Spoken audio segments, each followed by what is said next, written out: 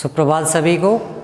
आज हम कक्षा 9 का पाठ 4 प्रारंभ करने जा रहे हैं, जिसका नाम है सांवले सपनों की याद। इसके जो लेखक थे उनका नाम था जाबिर हुसैन। हम उनके परिचय पर भी थोड़ा सा प्रकाश डालते हैं। जाबिर हुसैन का जन्म सन 1945 में नौनही राजगीर ग्राम जिला नालंदा बिहार में हुआ था। अपनी शिक्षा पूर्ण करके वे अंग्रेजी भाषा तथा साहित्य के प्राध्यापक बन गए और सक्रिय राजनीति में भी भाग लेने लगे।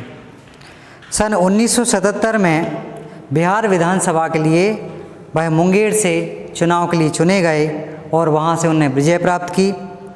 सन 1995 में विधान परिषद का उन्हें सभापति बनाया गया। जाबिर हुसैन जो थे उनको हिंदी, उर्दू और अंग्रेजी भाषाओं पर समान अधिकार रहा है। वे तीनों ही भाषाओं के जानकार थे। लेखन कार्य करते रहे। उनकी रचनाओं में एक आम आदमी की वेदना प्रकट होती है। आपने राजनीतिक तथा सामाजिक जीवन में जो अनुभव किए, आपने साहित्य में अनेक प्रकार की रचनाएं व्यक्त की हैं। जैसे उनकी रचनाएं हम जानते हैं यहाँ पे। उनकी रचनाएं जो थीं पत्र पत्रिकाओं में प्रकाशित होती थीं। उनकी डायरियाँ जो थीं वो बहुत ही चर्चित थीं, प्रशंसित थीं, प्रशंसनीय थीं। उन्होंने अपनी डायरी में, जिसे हम विधा बोलते हैं, विधा में अभिनव प्रयोग किया था। उनकी प्रमुख हिंदी की रचनाएं जो आगे डोला बीबी का मजार, अतीत का चेहरा और लोगा, एक नदी रेत भरी, ये उनकी प्रमुख रचनाएं थीं। यदि हम उनकी भाषा शैली की बात करें तो कई भाषाओं के वह जानकार थे। जाबिर हुसैन की भाषा शैली अत्यंत सौंदर्य और मधुर थी।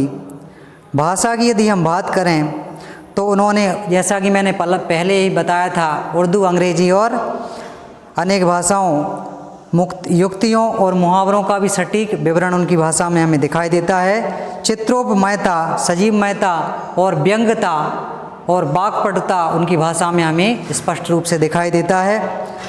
शैली उनकी बहुत ही माधुर्य रही है। भावनात्मक शैली की यदि बात करें तो रागात्मक संबंधों को उन्होंने उभारने की कोशिश की है। पर्याप्त उनकी ये रचनाएं भी सहायक हुई हैं। अब हम यदि वर्णनात्मक शैली की बात करें तो उनकी जो शैली थी वो प्रकृति प्रेमी शैली थी। प्रकृति का वर्णन उनकी शैली में दिखाई देता है। साहित्य में स्थान यदि हम देखें तो विभिन्न प्रकार के संघर्षों और कष्टों को झेलते हुए वह अपनी रचनाओं को आगे बढ़ाते रहे और अपनी साधना में अपनी लेखक की जो रचनाएं थीं उसमें लीन रहे और उन्होंने हमारे समाज को अनेक प्रकार की प्रस्तुति दी।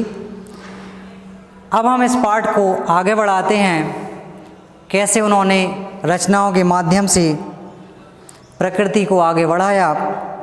वह कहते हैं, मौत के पंखों पर सवार पक्षी जो होते हैं वह मौत के पंखों पर सवार दिखाई देते हैं। सांवले सपनों के हुजूम के आगे आगे सालेम अली चल रहे हैं। ऐसा प्रतीत होता है जैसे सालेम अली मौत के पंखों पर सवार होकर अपनी रचनाओं के माध्यम से आगे आगे चल रहे हैं। जिंदगी की भीड़ भाड़ पलायन कर वे अंतिम सफ़र पर प्रकृति में विलीन हो रहे हैं। ऐसा प्रतीत होता है जैसे वह जिंदगी की भीड़ भाड़ से परे होकर, उससे दूर होकर पक्षियों के पंख पर सवार होकर चल रहे हों। उन्हें अब जगाना संभव नहीं है। उन्हें अब जगाना संभव क्यों नहीं है? कुछ समय पहले ही सालेम अली ने आदमियों की भूल के प्रति, मनुष्यों की जो भूल थी उसके प्रति कहा था कि पक्षियों को आदमी की नज़र से देखो।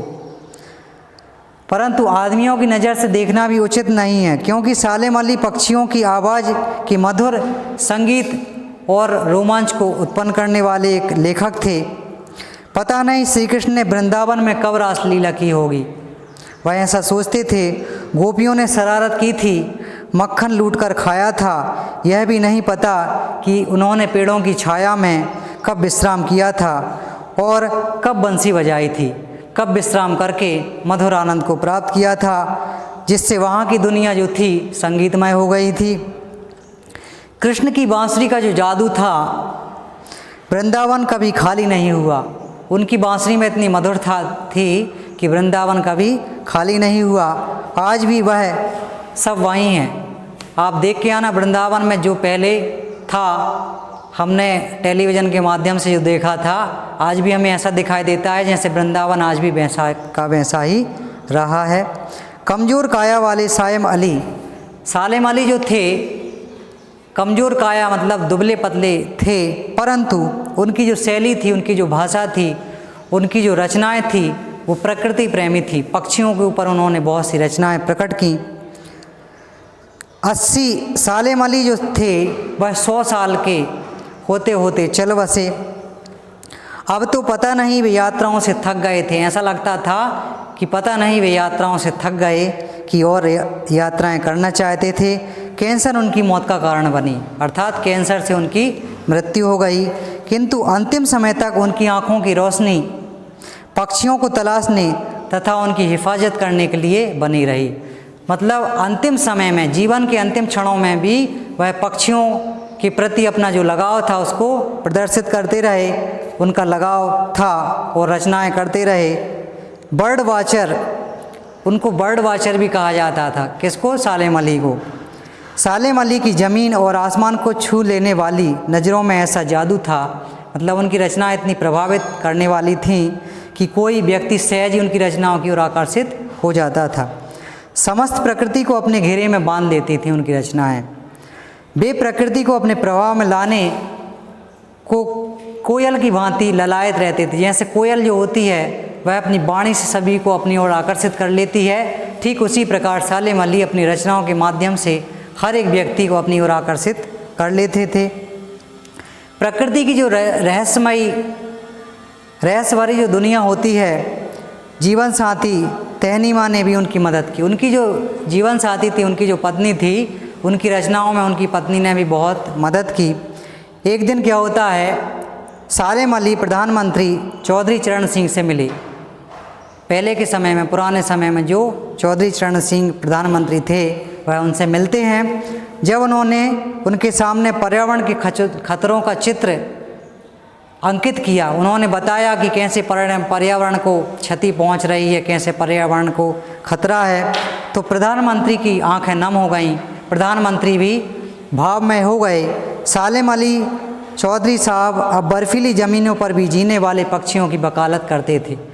वह जो बर्फ़ पर पक्षी रहते थे, उनके कष्ट का अनुभव कैसे होता है, उसको भी अपनी रचनाओं के माध्यम से उन्होंने प्रस्तुत किया। लेखक को ध्यान आता है कि प्रकृति प्रेमी लॉरेंस के मरने पर जब उनकी पत्नी ने लॉरेंस के बारे में पूछा या कुछ लिखने को कहा, उन्होंने कहा था कि मेरी छत पर बैठने वाली गौरैया, जो एक चिड़िया होती है उसका नाम गौरैया यहाँ पे आया है, उनके बारे में ढेर सारी बातें जाननी हैं। उनकी पत्नी कहती थी कि मुझे गौरैया के बारे में ढेर सारी बातों को जानना है।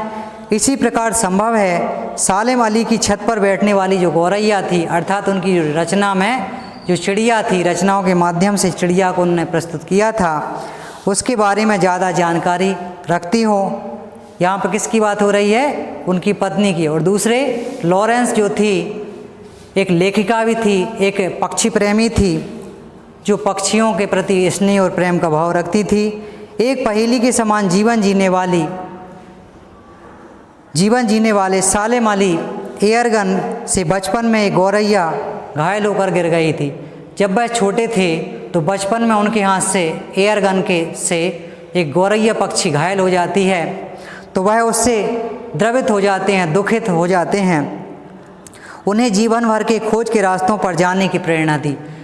उस घटना के बाद वह इतने द्रवित हो जाते हैं, इतने दुखी हो जाते हैं कि उस घटना के बाद वह उन्हें प्रेरणा मिलती है। अपनी रचनाओं के माध्यम से उन्होंने बताया है, वे नैसर्गिक जिंदगी का रूप बन गए। जो जिंदगी स्वरूप होता है स्पष्ट, वह उनकी रचनाओं में हमें दिखाई देता है। वे प्रकृति की दुनिया की अथाह सागर थे। मतलब उनकी रचनाओं में जो प्रकृति है वह अथाह सागर के रूप में हमें दिखाई देती है। उन्होंने छोटे छोटे रचनाओं से और बातों से प्रकृति को पूर्ण जीवंत कर दिया था। उनके परिचितों को आज भी लगता है कि वे पक्षियों के सुराग में निकले हैं। मतलब उनकी जो रचनाएं हैं आज भी चल रही हैं, परंतु लेखक नहीं हैं, फिर भी हमें ऐसा लगता है कि उनकी रचनाओं के माध्यम से सालेम अली प्रकृति को फिर से प्रस्तुत करना चाह रहे हों। खोजपूर्ण नतीजे लेकर लौटेंगे, ऐसा लगता है कि वह प्रकृति में कुछ खोज के लिए निकले हों और खोजपूर्ण जो नतीजे हैं उसको लेकर ही वह वापस आएंगे, ऐसा उन्हें लगता है। सालेम अली, तुम कब लौटोगे? क्या तुम लौटोगे या नहीं लौटोगे? ये विभिन्न प्रकार के जो प्रश्न हैं वह समाज के समक्ष छोड़ गए हैं। तो हमें उनकी रचनाओं में बहुत ही सूक्ष्म और विस्तृत रूप से एक प्रकृति प्रेमी और पक्षी प्रेमी का एक सुंदर बेजोड़ नमूना हमें दिखाई देता है। तो आज हमने इस पाठ को संक्षिप्त रूप में आपके समक्ष प्रस्तुत किया और जाना कि सालेम अली जो अपनी रचनाओं में प्रकृति का विवरण दिया करते थे वह कितने प्रकृति प्रेमी थे, कितने पक्षी प्रेमी थे और अपने रचनाओं के माध्यम से सुंदर ही बहुत अच्छे तरीके से, अच्छे ढंग से उन्होंने रचनाओं को प्रस्तुत किया। तो आज हमने ये पाठ पढ़ा। आशा करता हूँ कि ये पाठ आपको समझ में आया होगा। धन्यवाद।